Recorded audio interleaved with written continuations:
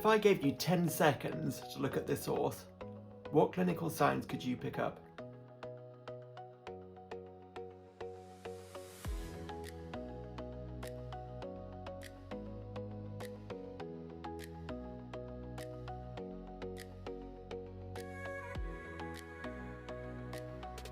Most of the important information is available before the clinical exam even starts, but only if you know where to look.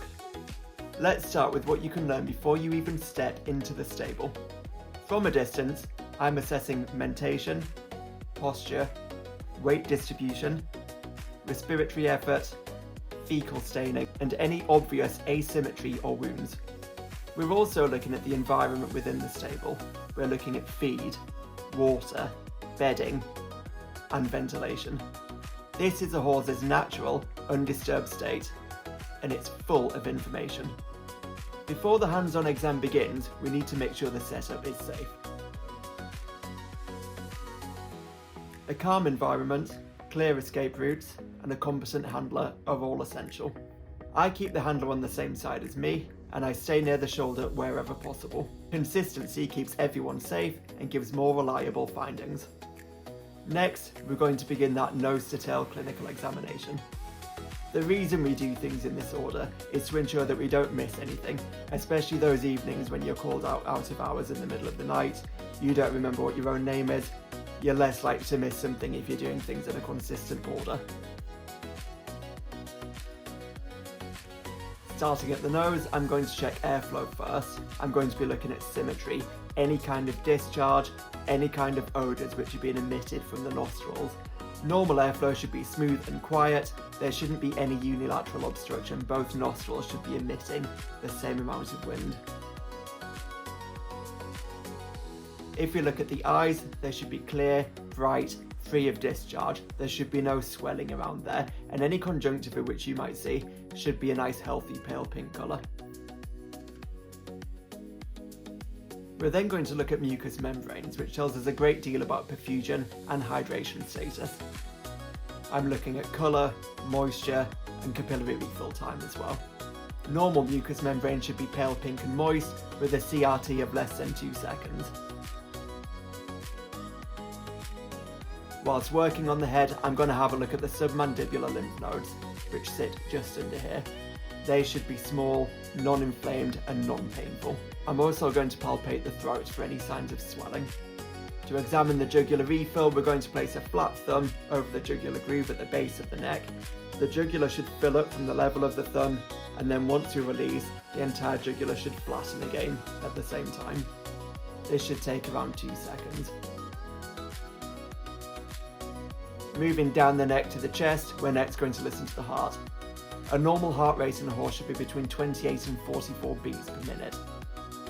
We're going to auscultate both sides and have a think about which valve sits underneath which region, assessing rate, rhythm, and any murmurs which may be present. If we hear a murmur strongest on the right hand side, we know that that's going to be from the tricuspid valve. On the left hand side, it depends which intercostal space we're listening through. At the point of the elbow, the 5th intercostal space, that would be the mitral valve. Moving forward to the 4th would be the aortic, and moving forward again into the 3rd would be the pulmonic. The left-hand side of the horse should read PAM. Pulse quality measured at the transverse facial or facial arteries can then be compared to the heartbeat. The two findings should match in terms of strength, synchronicity, and regularity. We can measure respiratory rate over the stable door. To do so, we're going to look at the flank, and we're going to count how many inhalations and exhalations we have. The normal respiratory rate in a horse is between 8 and 16 breaths per minute. To do a complete respiratory exam, we need to have a good listen to the lung fields. We're looking for any crackles, wheezes, any areas of reduced noise. We're going to do this in 5 or 6 different areas on each side of the horse, and make sure that you're listening between ribs, because if you're over the top of a rib, that could reduce any sound that you are getting back through the stethoscope. So we've covered a brief cardiac exam, a respiratory exam. Now let's have a look at gastrointestinal. We split the horse's abdomen into 4 quadrants, 1 dorsal and 1 ventral in the paralumbar fossa, 2 on the left hand side and 2 on the right hand side. With practice, you'll be able to see what the normal gut sound should sound like. We should be having a think about which piece of intestine sits underneath which quadrant which we're auscultating. This is going to define what sounds we should be hearing.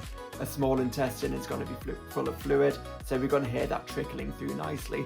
The cecum, on the other hand, we know that that flushes every 2 minutes or so, and we're not going to hear a great deal of sound between those two flushes. We also need to assess any abdominal contour, any abdominal pain, and any distension as well. Let's next carry out a static musculoskeletal exam. As we continue caudally, we need to assess symmetry.